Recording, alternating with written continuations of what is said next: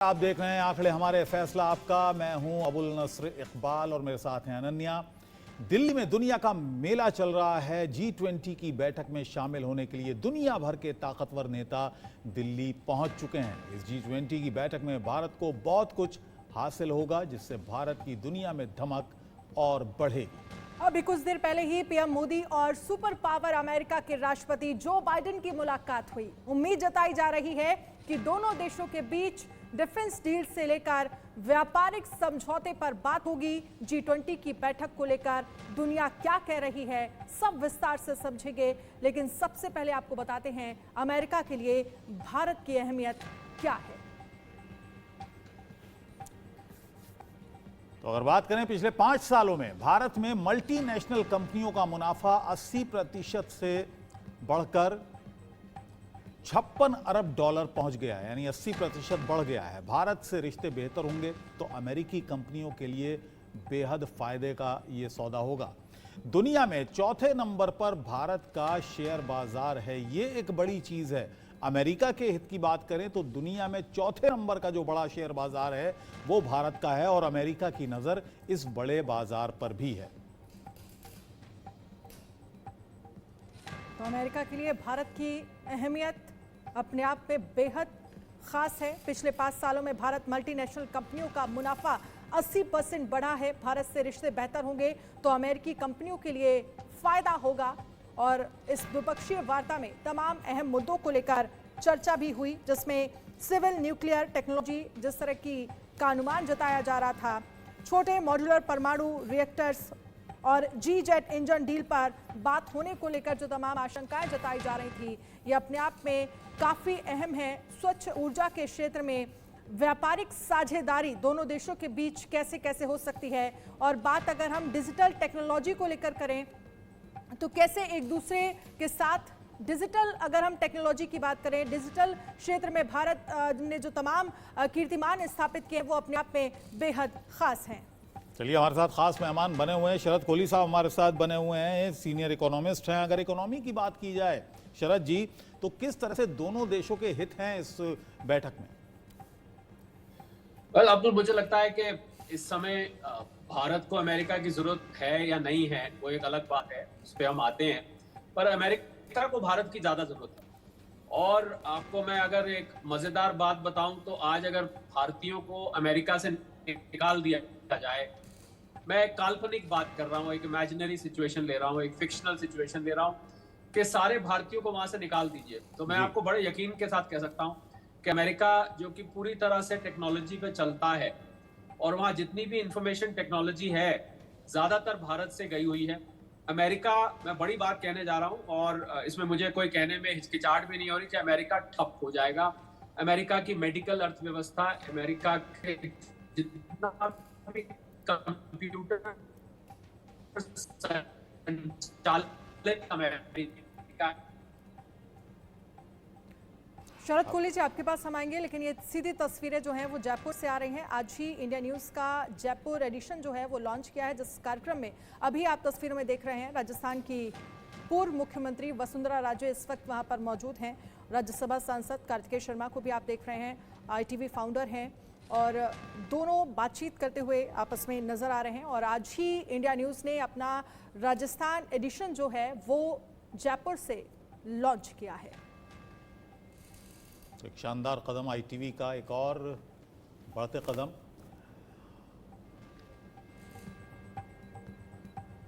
अब जयपुर से भी न्यूज़पेपर इंडिया न्यूज़ का लॉन्च किया गया है। जयपुर एडिशन लॉन्च किया है आज। CM अशोक गहलोत ने अखबार की लॉन्चिंग की और इस समय जो तस्वीरें आप देख रहे हैं, सीधी तस्वीरें जयपुर से ही आ रही हैं, जहां पूर्व मुख्यमंत्री वसुंधरा राजे मौजूद हैं, सांसद कार्तिक शर्मा वहां पर मौजूद हैं, बातचीत करते हुए नजर आ रहे हैं। ये तस्वीरें हम आपको दिखा रहे हैं, जहां पर अभी कुछ देर पहले ही वो तस्वीरें भी सामने आई थी जब उत्तर भारत का सबसे उभरता हुआ अखबार इंडिया न्यूज़ और CM अशोक गहलोत ने अखबार की जयपुर एडिशन की आज लॉन्चिंग हुई है। वो तस्वीर हमने आपको दिखाई थी और इसके बाद CM अशोक गहलोत की तरफ से एक संबोधन भी दिया गया था। और ये अब तस्वीरें वहां पर राजस्थान की पूर्व सीएम वसुंधरा राजे जो हैं वो इस वक्त पहुंची हैं, लेकिन लगातार हम चर्चा कर रहे हैं इस द्विपक्षीय वार्ता को लेकर जो लगातार प्रधानमंत्री नरेंद्र मोदी और जो बाइडेन के बीच की गई, जिसमें पीएम की तरफ से ट्वीट करके भी ये बताया कि तमाम अहम मुद्दों को शामिल किया गया है वार्ता के लिए। और इस वार्ता के साथ साथ हम JS सोडी जी आपसे जरा समझना चाहेंगे, क्योंकि वो तस्वीरें हमने दिखाई थी कुछ ही देर पहले, जो पीएम आवास कॉरिडोर की तस्वीरें थी, जहां पर जो बाइडेन थे, प्रधानमंत्री नरेंद्र मोदी दोनों हाथ मिलाते हुए, हंसते हुए, बात करते हुए, और ये दोनों के बीच की जो दोस्ती है, जो फ्रेंडशिप है, वो कितनी गहरी है साफ पता चल रहा था। लेकिन अब सवाल ये है कि प्रधानमंत्री नरेंद्र मोदी और बाइडेन की दोस्ती क्या आगे आने वाले समय में दुनिया को लीड करेगी, क्योंकि तस्वीर यही कह रही है। जय हिंद अनन्या जी और अबुल जी, ये मेरा सौभाग्य है कि मैं आपके न्यूज चैनल और विख्यात को पैनलिस्ट के साथ हूँ। इसमें कोई शक नहीं है कि जितनी गहरी भारत और अमेरिका की दोस्ती होगी, जितनी गहरी प्रधानमंत्री मोदी और राष्ट्रपति जो बाइडेन की दोस्ती होगी, उतनी ज्यादा इस दुनिया में अमन और शांति आएगी। क्योंकि जब दो बड़े देश की अच्छी दोस्ती होगी, जो कि डेमोक्रेटिक हैं, जो कि रूल्स बेस्ड ऑर्डर में पूरा बिलीव करते हैं, ये चीन जैसे विस्तारवाद देशों के लिए एक सख्त मैसेज है कि चीन अपने विस्तारवाद को सफल तरीके से कर नहीं पाएगा। अमेरिका के लिए भारत दो नजरियों से बहुत जरूरी है, सुरक्षा के नजरिए से और व्यापार के नजरिए से। और जैसे जैसे भारत और अमेरिका की दोस्ती होगी, इसमें कोई शक नहीं है, अमेरिका को तो फायदा होगा ही होगा, भारत को भी फायदा होगा, क्योंकि भारत को लेटेस्ट डिफेंस टेक्नोलॉजी मिलेगी जो कि अमेरिका ने पिछले कुछ सालों में देने की इच्छा दिखाई है। और हम चार सालों में 2016, 18, 20 और 2022 में 4 इंपॉर्टेंट हमने डिफेंस डील्स किए हैं अमेरिका के साथ, जिसके तहत अमेरिका ने कहा कि वो लेटेस्ट डिफेंस टेक्नोलॉजी भारत को देगा और हमें वो मिलनी भी शुरू हो चुकी है। चलिए, तो टेक्नोलॉजी की बात हो गई, डिफेंस डील की बात हो गई, ज़रा इकोनॉमी पे बात कर लेते हैं। हमारे साथ अजय दुआ जी भी हैं, जाने माने इकोनॉमिस्ट हैं। अजय दुआ जी, कहा जाता है कि अमेरिका की नज़र हर देश के बाजार पर होती है, और भारत क्योंकि बहुत बड़ा बाजार है उसके लिए, इतना बड़ा बाजार दुनिया में उसको कहीं नहीं मिलेगा। ऐसे में भारत का हित कैसे सुरक्षित रहेगा और अमेरिका का हित कैसे अपना साधेगा? मैं इतना ही कहना चाहूँगा इस संबंध में कि भारत की लोक संख्या 1.4 बिलियन, जो 140 करोड़ के करीब है, ये बहुत महत्व की मार्केट है अमेरिका प्रोडक्ट्स के लिए या किसी भी देश, किसी भी विदेशी देश के लिए। पर इसके साथ साथ क्या आवश्यकता है कि इस जो साइज है, साइज के पीछे हमारा पर कैपिटा इनकम, जो हर व्यक्ति का औसत इनकम होता है, वो भी लगातार बढ़ता रहे। कारण वो अभी $2,200 से $2,500 तक ही है। और ये अगर आप अगर इसका तुलनात्मक कुछ कॉन्टेक्स्ट देखना चाहेंगे तो चीन का 12,000 है, और चीन की पॉलिसी, चीन भी हमारे जितना ही बड़ा देश लोक संख्या के हिसाब से है।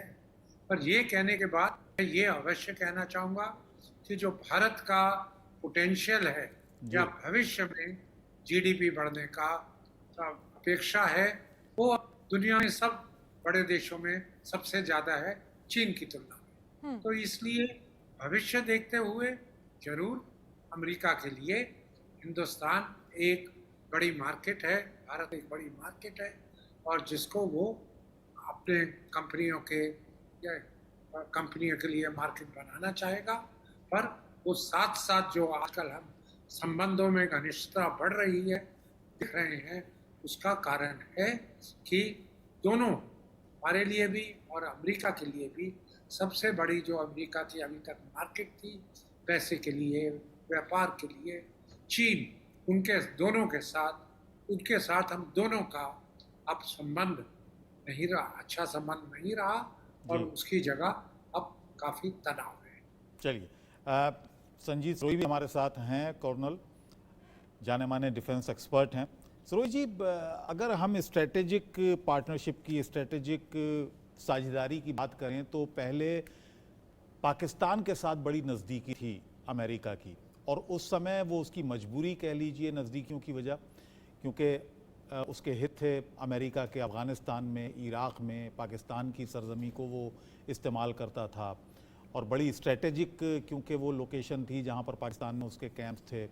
ऐसे में अब क्योंकि अफ़गानिस्तान में उसके हित नहीं है, अफ़गानिस्तान से फौजें उसने वापस बुला ली हैं, इराक़ में कुछ बहुत बड़ा स्टेक नहीं है, ऐसे में अब भारत की तरफ से रुख हुआ है। पाकिस्तान कितना साइडलाइन होगा इस पूरी जो भारत के साथ संबंध अमेरिका के बन रहे हैं?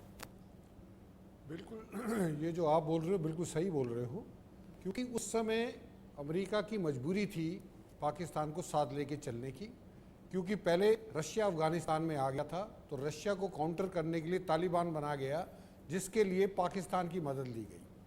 फिर रशिया वहाँ से निकल गया, फिर जो है ये 9/11 हुआ, जिसके बाद जो है अमेरिका खुद इन्वॉल्व हो गया।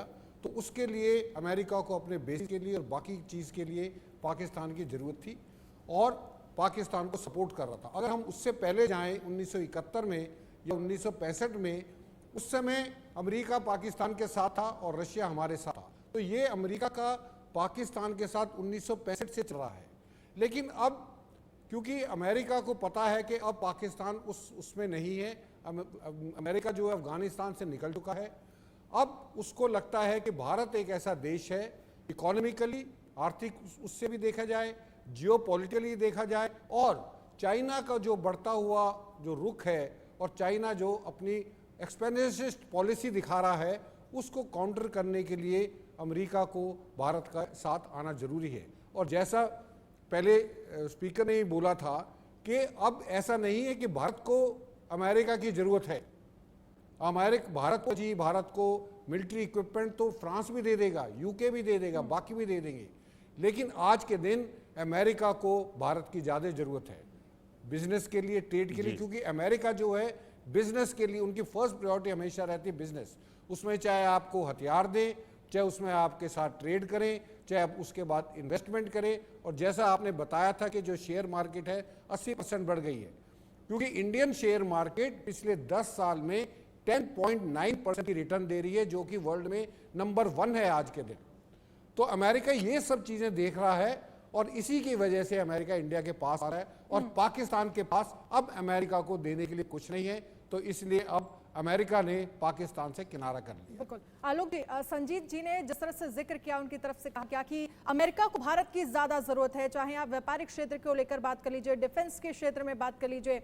और एक और अहम मुद्दा है, क्योंकि जिस बात को लेकर लगातार चर्चा हो रही है, शरद कोहली की तरफ से भी जिक्र किया गया कि वीजा के क्षेत्र में, क्योंकि वहां पर जो भारतीय रह रहे हैं उनके लिए ग्रीन कार्ड पाना, वहां की सिटीजनशिप पाना बहुत मुश्किल है। तो इस क्षेत्र में कोई एक पॉजिटिव कदम जो है बस चर्चा के बाद, इस G20 के बाद निकलकर सामने आ सकता है?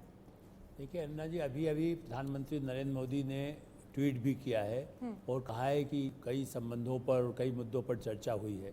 निश्चित रूप से प्रवासी भारतीयों का भारत में रहने वाले जितने परिवार हैं, आप देखिए यह भी महत्व है, 1 लाख 1.5 लाख से ज़्यादा बच्चे पढ़ने के लिए वहाँ के विश्वविद्यालयों में दी जाते हैं, वहाँ की इकनॉमी में भी उसका फ़ायदा होता है। लेकिन उसके बाद उनके परिवार के लोग जाएं या वहाँ पर जो रहने वाले हैं उनके लिए जो वीज़ा की जो सुविधाएं हैं, उस पर एक प्रारंभिक चर्चा पहले हुई है। ऐसा नहीं कि आज रात को या कल उसकी अनाउंसमेंट हो, लेकिन उसमें प्रगति की रास्ते ज़रूर निकलने की उम्मीद की जा रही है। और टेक्नोलॉजी का हस्तांतरण, देखिए अभी जो आपने हमारे जो गेस्ट कह रहे थे अर्थशास्त्री, देखिए एप्पल के कई बड़े बड़े यहाँ पर जो सेंटर्स खोले गए, ये वही कंपनी है अमेरिका की जिसके यहाँ पर, क्योंकि यहीं पर उसका उत्पादन भी होने लगेगा। तो हमारे जो मोबाइल फ़ोन है इसके लिए यहाँ पर उसका निर्माण शुरू होगा, तो उससे उसका व्यापार बढ़ता है। एक और बात ज़रूरी है कि सारा मुनाफा, जैसा अभी बताया गया 80% इसका इतना ज़्यादा मुनाफा बढ़ गया, भारत ये नहीं चाहता कि आप उसका टैक्स भारत में न दें, भारत में भी जो आवश्यक टैक्स है वो दिया जाए। ये भी एक मुद्दा इन देशों के साथ रहा है, पश्चिमी यूरोप के देश भी और अमेरिका के साथ।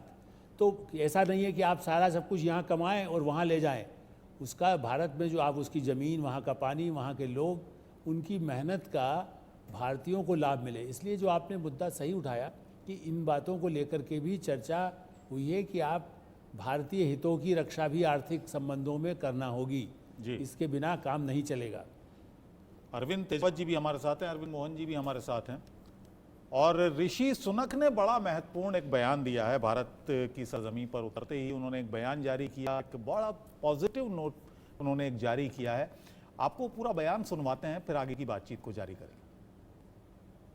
First of all, thank you for the warm welcome. It's fantastic for me to be back in India. Obviously, it's personally very special for me to be here, particularly with Akshata, and we've thoroughly enjoyed the first few hours of our trip so far.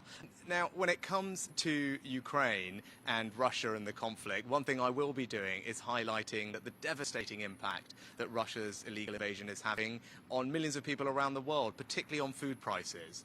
Russia recently has pulled out of a grain deal that was shipping grain from Ukraine to many poor countries around the world, and now you've seen food prices go up. That's causing suffering for millions of people. It's not right, and one of the things I'll be doing is making people aware of that impact of Russia's illegal war.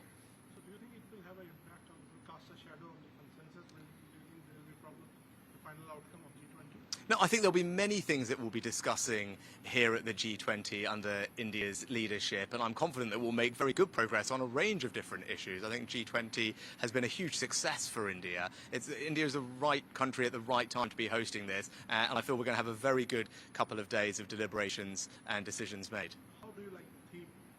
One But family? I think it's a great theme, and actually, when you say one family, you know, I'm an example of the incredible living bridge that Prime Minister Modi described between the UK and. तो ऋषि सुनक को आपने सुना, लेकिन संजीत जी, इस पर मैं आपका एक कमेंट चाहूंगी, क्योंकि जिस तरह से वो कहते रहे हैं कि कैसे वो हिंदुओं के फेस्टिवल्स मनाते रहे, रक्षाबंधन का उनकी तरफ से जिक्र किया गया, अपनी पत्नी को लेकर वो कहते रहे कि वो भारतीय हैं।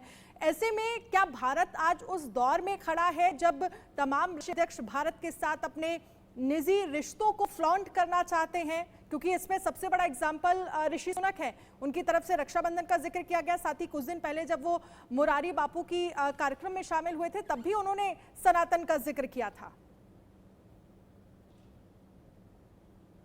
संजीत जी, ये जो आपने बोला है ये बहुत सही बोला है, क्योंकि जब आपने नोटिस किया होगा कि जब आदमी कहीं भी परिवार में अगर तरक्की करता है तो सब परिवार वाले अपने रिश्तेदार बताना शुरू कर दे रहे हैं उसको।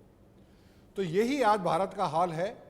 भारत आज जिस मुकाम पे पहुंचा है, मैं कोई ऋषि सुनक साहब के अगेंस्ट नहीं बोल रहा हूं, वो भारतीय मूल के हैं, और वो जो है ये बता रहे हैं कि मैं राखी भी मैंने रखी है, जन्माष्टमी में ठीक तरीके से नहीं मना सका, मैं मंदिर जाके उसकी भरपाई करूंगा। बड़ी खुशी की बात है, और हम भारतीयों को इस चीज़ का बड़ा गर्व होना चाहिए कि जिस साम्राज्य ने हमारे ऊपर राज किया 200 साल, आज उसी का प्राइम मिनिस्टर हमारे भारत मूल का है। ये हमारे लिए बड़ी फक्र की बात है और हम सबको बड़ा खुश होना चाहिए।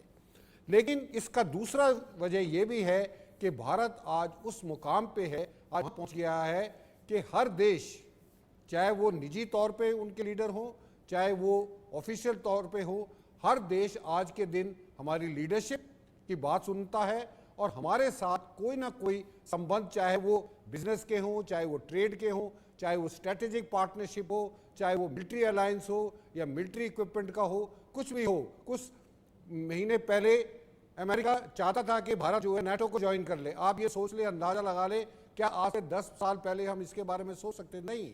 तो भारत आज उस मुकाम पे पहुंचा है जहां पे हर देश और हर देश का जो लीडर है वो हमारे साथ एसोसिएट होना चाहता है। ये हमारे लिए, भारतवासियों के लिए बड़े गर्व की बात है। ये पॉजिटिव बात है, और सभी जितने भी राष्ट्रीय अध्यक्ष आ रहे हैं सभी बेहतर एक नोट दे रहे हैं, बेहतर एक बयान जारी कर रहे हैं। जैसा कि ऋषि सुनक ने भी कहा, ज़्यादातर लोगों के जो बयान आ रहे हैं, ज़्यादातर राष्ट्रीय अध्यक्षों के बयान आ रहे हैं, वो बहुत पॉजिटिव हैं भारत को लेकर। अरविंद जी, यहाँ भारत और अमेरिकी रिश्तों की बात हो रही थी, बाइडेन और प्रधानमंत्री की मुलाकात हुई है, द्विपक्षीय वार्ता हुई है। भारत का पुराना साथी रहा है रूस के साथ, जिसने तनावपूर्ण रिश्ते अमेरिका के रहे हैं, कोल्ड वॉर भी देखा है, तो ये भी एक अपनी जगह है। भारत का जो रूस के साथ संबंध है वो अपनी जगह है। ऐसे में कितनी सावधानी भारत को बरतनी है रिश्ते बढ़ाने में, रिश्तों को मेंटेन करने में अमेरिका के साथ? इकबाल साहब, वाकई ये एक बहुत ही कॉम्प्लिकेटेड सवाल है जिसको थोड़ा सा खोल के समझाना पड़ेगा। दरअसल ऐसा नहीं है कि अमेरिका से रिश्ते भारत के खराब रहे हैं रूस से मित्रता के कारण। 1962 को याद करिए, अगर अमेरिका नहीं होता तो चीन वह काफ़ी लद्दाख का हिस्सा और भी पार कर चुका होता और वह अरुणाचल की तरफ भी बढ़ गया होता। वह अमेरिका ही था, हालांकि वहाँ से फौजी मदद मिलने में काफ़ी देर हो गई। और वो नेहरू का मार्मिक खत आपने देखा होगा, जो अभी काफ़ी दिनों पहले से सार्वजनिक किया गया। तो ऐसा नहीं है कि भारत से मित्रता नहीं थी, और रूस से मित्रता का इतिहास है, इसके बारे में कुछ खास बताने की ज़रूरत नहीं है। पर एक चीज़ ध्यान रखिए, अमेरिका भारत और चीन को आमने सामने करना चाहता है, उससे हमें हर हाल में बचना पड़ेगा। हर हाल में इसलिए बचना पड़ेगा कि हम किसी भी तरीके का एक कोई फालतू या अनावश्यक विरोध किसी मजबूत राष्ट्र का ले नहीं सकते हैं। हमें अभी आर्थिक प्रगति नहीं है, हम युद्ध का बोझ इतने वर्षों से झेलते आ रहे हैं। 1947, 1965, 1962, 1971 और कारगिल युद्ध। अब हमें और इन सब जो बेवकूफ़ियों में नहीं पड़ना है। अमेरिका जरूर चाहेगा, अगर अमेरिका इतना ही अच्छा हमारा मित्र है तो वह बहुत सारे मुद्दों पर क्यों नहीं बोला। अभी जब वो सीमा पर जब भारत चीन विवाद हुआ तब भी वह स्पष्ट था, और जो साउथ चाइना सी में चीन स्थिति या ताइवान को लेकर है तो अमेरिका इतना मुखर नहीं था। वह एक बीच का रास्ता ले रहा है, चीन से वह भी सीधे सीधे नहीं टकरा रहा है, और वो चाहता है कि भारत उससे टकरा ले। ये तो मुझे तो बिल्कुल भी समझदारी नहीं लगती। इसलिए भारत को अपने हितों को ध्यान में रखते हुए, अब देखिए अभी तो स्थिति थोड़ी सी नाजुक है सीमा के कारण। बाकी आप जब देखिएगा, अगर कभी भविष्य में मौका मिला 5-10 साल बाद या बहुत उससे पहले, और भारत के प्रधानमंत्री चीन जाते हैं, तब देखिएगा कि डिप्लोमेसी क्या खेल करती है। और तो ये डिप्लोमेसी है, इसको हमें समझने की जरूरत है। आलोक जी, हम अगर डिप्लोमेसी के, क्योंकि आप बात कर रहे हैं, इसी के क्षेत्र में भारत नई कहानी लिख रहा है, इसमें कोई दो राय नहीं है। क्योंकि एक तरफ हम अमेरिका के साथ अच्छे रिश्ते रखते हैं या रख रहे हैं, दूसरी तरफ हम अगर हम बात करें रूस के साथ भी हम व्यापार कर रहे हैं, हम वहां से तेल ले रहे हैं। लेकिन अभी हमने देखा जब द्विपक्षीय वार्ता हुई प्रधानमंत्री और जो बाइडेन के बीच, आगे हम जर्मनी के साथ, यूके के साथ, इटली के साथ, ये दो पक्षीय वार्ता तमाम देशों के साथ होनी है। ऐसे में ये जो तमाम देश हैं, ये भारत को कैसे देखते हैं, क्या सोचते हैं, ये भी बहुत मायने रखता है। जी बिल्कुल सही कहा, ये तमाम देश क्या सोचते हैं, ये काफ़ी गहरे मायने रखता है। और ये जो G20 का मंच है, उसमें द्विपक्षीय मुद्दे तो महत्वपूर्ण है ही है, और कुल मिला के 15 राष्ट्राध्यक्षों से मोदी साहब मिलने वाले हैं, तो भारतीय हितों को आगे बढ़ाया जाएगा। अनन्या जी, मैं एक खास बात जो कहना चाहता हूँ वो ये है, दरअसल डिप्लोमेसी की भाषा में सुपर पावर होने की कुछ खास परिभाषाएं हैं। अगर मान लो जो देश महाशक्ति नहीं होता है, उसके जो हित होते हैं वे बड़े सीमित होते हैं, आसपास होते हैं। और जब भी कोई राष्ट्र महाशक्ति बनता है तो उसके जो हितों का विस्तार है वह पूरे विश्व तक चला जाता है। ये हम सोवियत संघ और अमेरिका संबंध में जानते हैं। और क्योंकि अब भारतीय हित इतने तमाम देशों से जुड़ रहे हैं, वह ब्रिटेन से जुड़ रहे हैं, वह अमेरिका से जुड़ रहे हैं, वह तुर्की से जुड़ रहे हैं, वह अर्जेंटीना से जुड़ रहे हैं, और बहुत सारे खाड़ी देशों से जुड़ रहे हैं, तो इससे ये अंदाज लग रहा है कि भारत वाकई महाशक्ति बन रहा है, इसमें कोई दो राय नहीं है। आलोक जी, जो कह रहे हैं अरविंद जी ने जो बात कही कि हमें बचना चाहिए, और अगर अमेरिका का ये प्रयास है कि वो एक टकराव पैदा कर दे इंडो चाइना में, तो उससे बचना चाहिए, वहाँ पर सावधान रहना चाहिए। और अमेरिका की ये पॉलिसी रही है, ताइवान को आप देख लें, या अफगानिस्तान और रूस का जो वॉर था उसको आप देख लें, तो ये आप सहमत हैं इस बात से? बिल्कुल। देखिए इकबाल जी, मेरा ऐसा मानना है कि जो शक्ति संतुलन है, भारत ही विश्व में शक्ति संतुलन की भूमिका, उसको अब गुटनिरपेक्ष कहें न कहें, लेकिन हाँ, शक्ति संतुलन की दृष्टि से भारत की भूमिका सबसे बड़ी हो गई है। अब वो पहले अमेरिका, आपको याद है, वो जब कहता था कि पाकिस्तान और आपके बीच में कुछ चल रहा है, हम बीच में कुछ मध्यस्थता करें, भारत कहता है द्विपक्षीय बात है, हम आपस में मिल लेंगे। उसी तरह से आज भी अब इसी स्थिति में है कि अमेरिका ये कहता है कि भाई रूस के साथ आप थोड़ा सा उसको समझाइए, कुछ ऐसा हो सकता है, या आप हमारे साथ पूरी तरह आ जाइए। और हम ये कहते हैं कि नहीं, हमने रूस से कहा है, अभी अभी जैसे सुनक भी बोल रहे थे कि वहाँ पर फूड क्राइसिस हो गया, यूक्रेन का ही बड़े पैमाने पर रूस यूक्रेन से जाता था, और रूस ने सारे प्रतिबंध लगा दिए, यूक्रेन में लड़ाई जैसी स्थिति हो गई, और रूस पर इन लोगों ने प्रतिबंध लगा दिया, तो यूरोप के लिए अनाज का संकट हो गया। तब भारत ही मदद कर सकता है। इसलिए जो आपने कहा कि भारत को ये भूमिका जो हो गई है, ये अपने आप में तटस्थ भूमिका के ज़्यादा फायदे हैं। बस वैसे कि हम एक तरफा, पहले भी एक ऐसा संगठन सीटों जैसा था तो उसका तो नहीं है, नेहरू एरा में पहले सीटों जैसा आया था और इसीलिए ये कोशिश की गई गुट निरपेक्ष सम्मेलन, गुट निरपेक्ष में, लेकिन हुआ ये कि ना हम रूस के साथ थे, ना अमेरिका के साथ थे, ना चीन के साथ थे और वो पहले छोटे छोटे देशों का समूह होकर रह गया था। ऐसी स्थिति में अब ये है कि इन बड़े देश भी हमारे साथ हैं और हम शक्ति संतुलन की भूमिका निभा रहे हैं। हम उन दोनों देशों के बीच में, और चीन से भी बार बार कहा जाता है कि युद्ध की नौबत आए, युद्ध की नौबत ना आए इसकी पूरा इंतजाम हो रहा है। हमारे पास हथियार, परमाणु शक्ति सब कुछ है। चीन हमारे सीमा में आके थोड़ा सा जैसे कहते हैं घुसपैठ की कोशिश करता है, लेकिन उसको उतने ही उल्टे मुंह जवाब, जैसे कहते हैं ना, उल्टे पैर उनको भगाना पड़ता है। उनको हम कई ऐसे दृश्य देख चुके हैं और अफवाहों पर न जाएं कि राहुल गांधी क्या कह रहे हैं कि वो इतने के 1000 किलोमीटर घुस गया है। दुनिया में सैटेलाइट लगे हुए हैं और क्या आप कह सकते हैं कि चीन यहाँ घुस गया है? चीन घुस गया होता तो प्रधानमंत्री उनके भारत में पहुँच पाते, ऐसा नहीं है। लेकिन हाँ, रूस और चीन दोनों को ये समझ में रहे।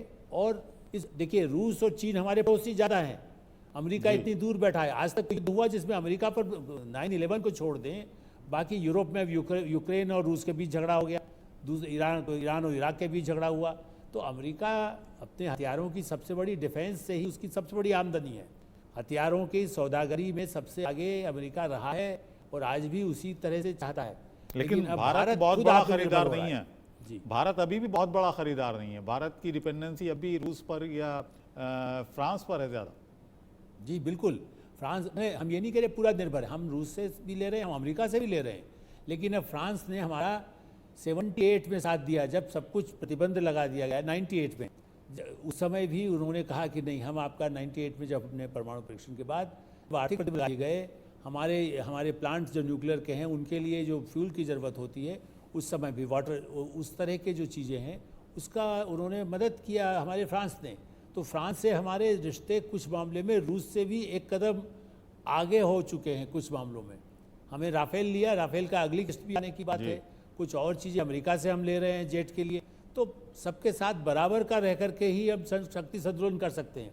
हम किसी एक पर अब निर्भर नहीं हैं और उनका ही अब सब लोग ये देश मानने लगे हैं कि ठीक है, आप भारत में उसका हम टेक्नोलॉजी दे देंगे, आप यहाँ भी बनाइएगा। हम ये नहीं कह रहे हैं कि अब खाली जब तक वहाँ 5 विमान हमें नहीं भेजेगा, जिसका अभी 62 के समय की जिक्र कर रहे हैं। अब हम कहते हैं कि हमारे पास विमान अपने बनाए हुए स्वदेशी निर्मित भी हैं, लड़ाकू विमान, जिससे कि कर सकते हैं। और राफेल भी भारत में बनने लगे, या अमेरिका का जेट से भी जब समझौता है तो उसमें भारत में उसके बाद में यहाँ निर्माण हो। ये एक नई जो एक दौर शुरू हुआ है, इससे भारत की आने वाले 25-50 वर्षों के लिए जो भूमिका इस G20 में प्रधानमंत्री नरेंद्र मोदी रखने जा रहे हैं। बिल्कुल। संजीत जी भी हैं हमारे साथ। संजीत जी, क्योंकि एक तरफ हमें ये समझना भी जरूरी है क्योंकि वो तमाम देश G20 में पहुंचे हैं, जुड़े हैं, जो अपने लोकतांत्रिक मूल्यों की बात करने के लिए यहाँ पर पहुंचे हैं। ऐसे में शी जिनपिंग का ना पहुंचना, और क्योंकि बात जब लोकतांत्रिक मूल्यों का जिक्र हो रहा है तो ये भी एक बड़ा संदेश चीन को लेकर भी दुनिया भर में जाएगा। देखिए, ये बड़े दुर्भाग्य की बात है अंजना जी कि चीन के जो है प्रेसिडेंट यहाँ पे नहीं आए हैं। अब उनकी क्या मजबूरी है? हो सकता है उनकी इंटरनल मजबूरी हो, उनके इकोनॉमिक क्राइसिस है, उनकी इकॉनमी स्लो डाउन कर रही है और उनके ऊपर भी दबाव है। लेकिन चीन के ना आने से, जैसे हमारे विदेश मंत्री जी ने बताया था कि ये इम्पोर्टेंट नहीं है कौन आ रहा है कौन नहीं आ रहा है, उनके कोई भी आए लेकिन उनकी राय इम्पोर्टेंट है। तो ये जब चीन नहीं आया है, उनके प्रेसिडेंट नहीं आए हैं, और उसके बाद जो अब आगे जो बातचीत चल रही है, अगर वो आ जाते तो हो सकता है कि कुछ उनके साथ भी कोई बायलैटरल बात होती, जो कि ब्रिक्स में भी प्रधानमंत्री नरेंद्र मोदी जी ने उनसे कहा था कि जो बॉर्डर की टेंशन, क्योंकि हमारा मानना ये है कि जब तक हमारे साथ बॉर्डर की टेंशन रहेगी हम उसको नॉर्मल रिलेशन नहीं मानते। जबकि चीन ये चाहता है कि हम दुनिया को ये दिखाएं कि हमारे जो है रिश्ते बहुत अच्छे हैं, हमारे बॉर्डर पर कोई टेंशन नहीं है। तो ये जो हमारा दोनों के बीच में जो ये अलग अलग पर्सपेक्टिव है, अलग अलग सोच है, नज़रिया है, उसकी वजह से जो है हो सकता है वो नहीं आए हों। लेकिन कोई बात नहीं है, उनके प्राइम मिनिस्टर यहाँ पे हैं और वो जो एजेंडा डिस्कस होगा कल से, उन पे उनकी क्या राय होती है वो ज़्यादा इंपॉर्टेंट। लेकिन JS सोडी जी, क्योंकि आपने इंटरनेशनल बॉर्डर का जिक्र किया, अभी हाल ही में जब इंडोनेशिया पहुंचे थे प्रधानमंत्री नरेंद्र मोदी, तो इंटरनेशनल बॉर्डर का को लेकर उनकी तरफ से जिक्र किया गया और उनकी तरफ से ये साफ किया गया कि एक रूल बुक होनी चाहिए इस इंटरनेशनल बॉर्डर को लेकर और ये बननी चाहिए जिसे सभी को मानना जरूरी है।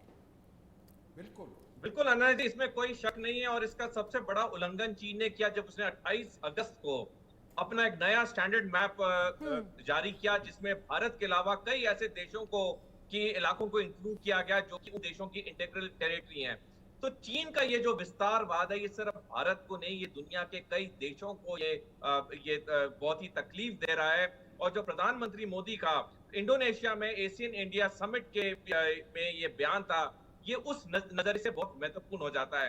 अनंत जी, मैं 1 मिनट और लेना चाहूंगा कि 8 जुलाई 2013 को विन वी पू, जो कि चीनी सरकार का अखबार है और हांगकांग से प्रकाशित होता है, उसमें एक लेख छपा था, 6 जंग जो चीन लड़ेगा अगले 50 साल में।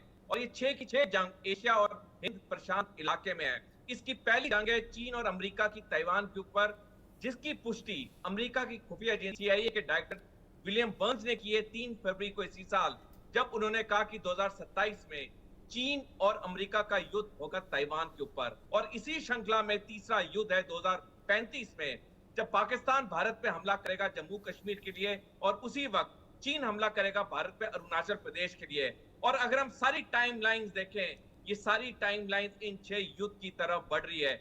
इसीलिए अमेरिका को आज भारत की बहुत जरूरत है, क्योंकि अमेरिका जानता है कि अगर कोई देश है जो कि चीन के विस्तारवाद को आगे इन 6 युद्ध को रोक सकता है, तो वो सिर्फ और सिर्फ भारत है। जी, अजय दुआ जी हमारे साथ हैं, जाने माने इकोनॉमिस्ट हैं, पूर्व वित्त सचिव भारत सरकार के।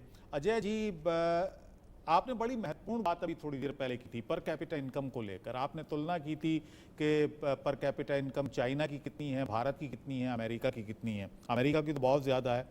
भारत और चाइना की अगर बात की जाए तो लगभग पॉपुलेशन वाइज तो हम दोनों ही मुल्क एक ही हैं, लेकिन पर कैपिटा इनकम में काफ़ी अंतर है।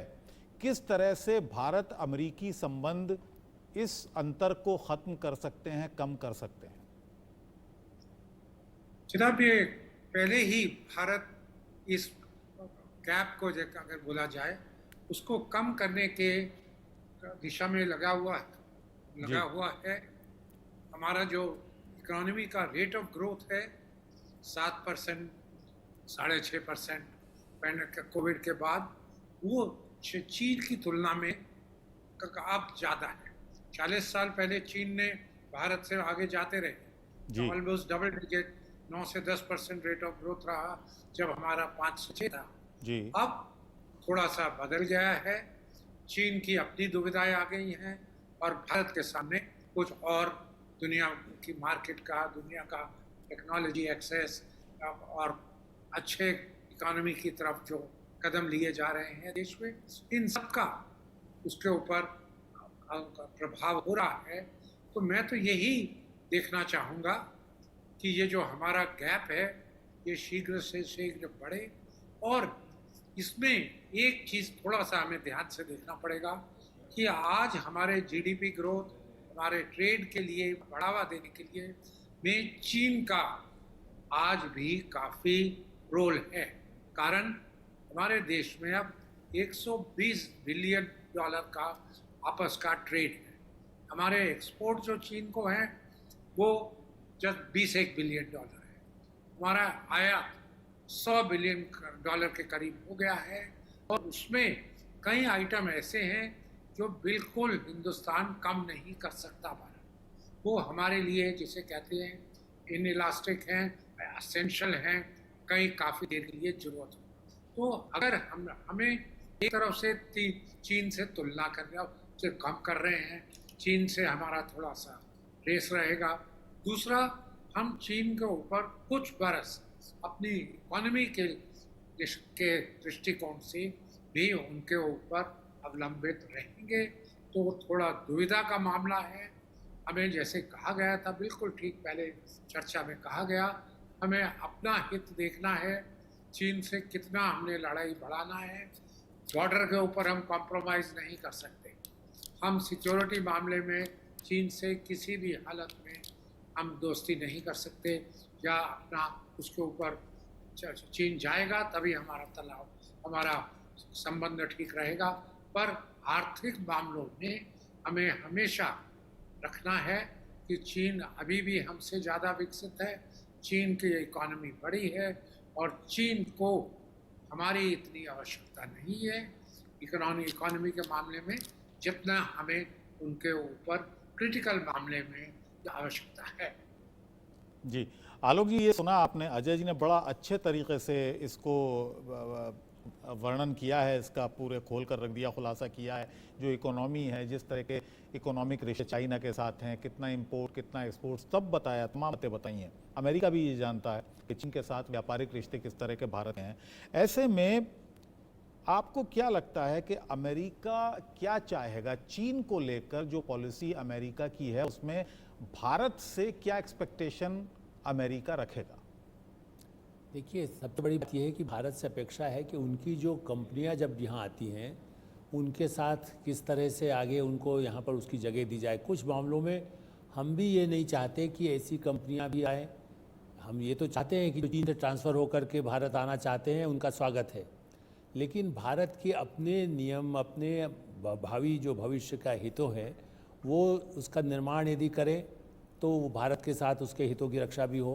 खाली अमेरिकी हितों की रक्षा हो ये नहीं भारत स्वीकार करता, और इसलिए इन संबंधों में जैसा अभी पूरा कहा गया, व्यापार का मामला हो, उसके साथ उसकी ड्यूटीज़ का है, कई चीज़ों के लेकर के, उन सब में और प्रतिद्वंदी और देश भी हैं, केवल चीन नहीं है। और दूसरा, चीन के साथ अमेरिका का व्यापार पिछले वर्ष भी काफ़ी बड़ी मात्रा में रहा है।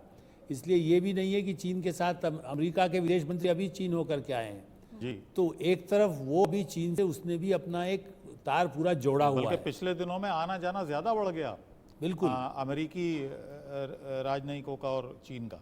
और इसलिए मेरा ऐसा मानना है कि हम भी इस बात को ध्यान में रख रहे हैं कि अमेरिका पर हम निर्भरता ऐसी नहीं दिखाई दे और अमेरिका ये न लगे कि भारत अब उससे लड़े। कई लोग तो यही तो कहते हैं कि केवल मुकाबला भारत कर सकता है, इसका मतलब है कि भारत लड़े। भारत क्यों लड़े? भारत का वो पड़ोसी देश है। हम ये चाहते हैं कि वो हमारी सीमा के बारे में, जैसा अभी कहा सौंधी साहब भी बता रहे थे, नक्शा उसने जारी कर दिया कि अक्साई चीन से लेकर के अरुणाचल तक को अपना दिखाने लगा, कई और भूटान के पास के इलाकों को अपना दिखा दिया। वो सब जो हरकतें छेड़खानी हैं, देखिए इसको छेड़खानी कहेंगे। ये गिरह कटी जैसे कहते हैं, जेब काट लिया, कहीं कुछ जा कर के आपने कुछ भी ऐसे कर दिया। छेड़खानी अलग चीज़ है और एक होता है हमला।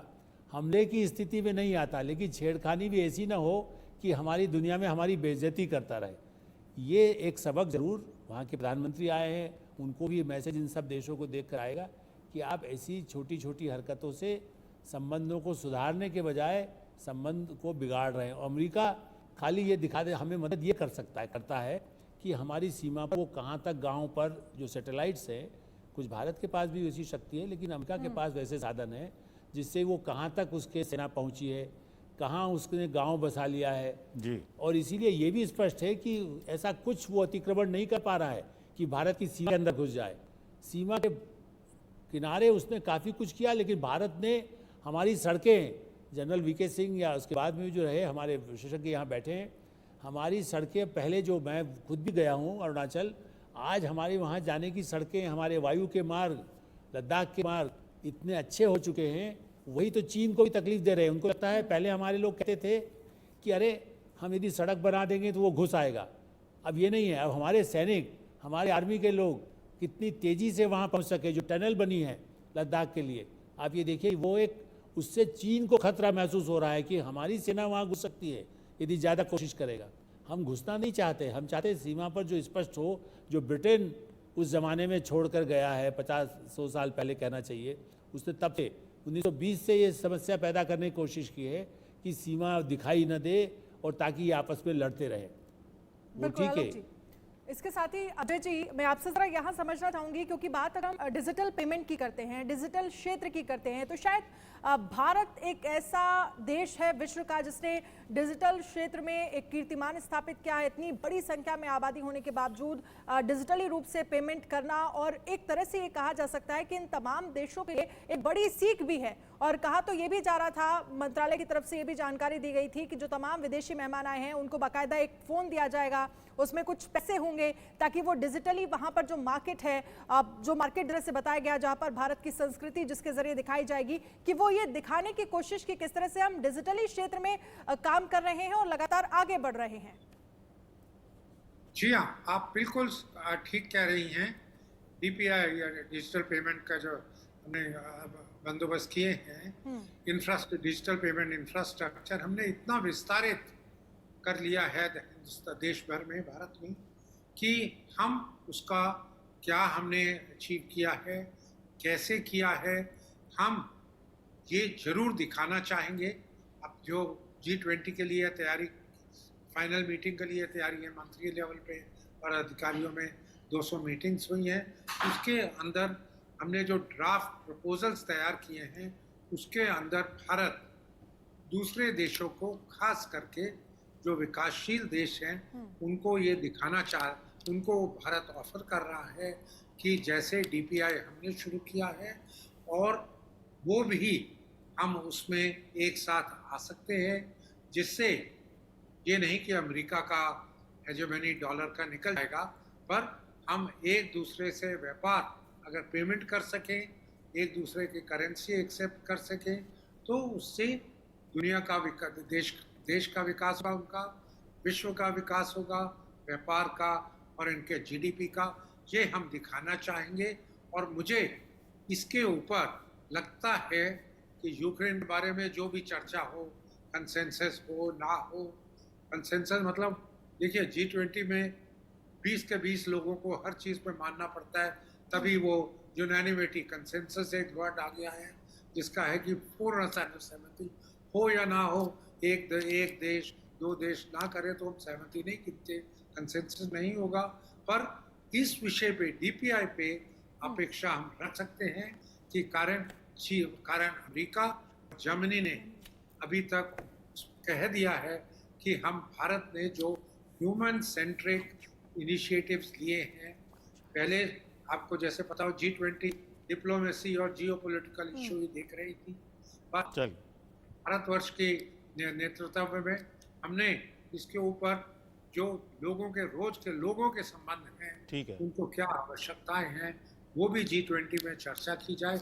विस्तारित रूप से ये 200 मीटिंग्स में किया गया है। बहुत बहुत धन्यवाद अजय जी। तक संकेत है कि DPI जैसे मामलों पे सहमति हो जाएगी और ये भारत के लिए और विश्व के लिए बहुत अच्छा एक महत्व का संकेत होगा। बहुत बहुत शुक्रिया अजय जी, बहुत बहुत धन्यवाद। और आप सभी मेहमानों का बहुत बहुत शुक्रिया हमसे जुड़ने के लिए। फिलहाल एक छोटे से ब्रेक के लिए रुकेंगे, लेकिन G20 से जुड़ी तमाम खबरें, महा कवरेज लगातार हमारी जारी रहेगी। एक छोटे से ब्रेक करेंगे।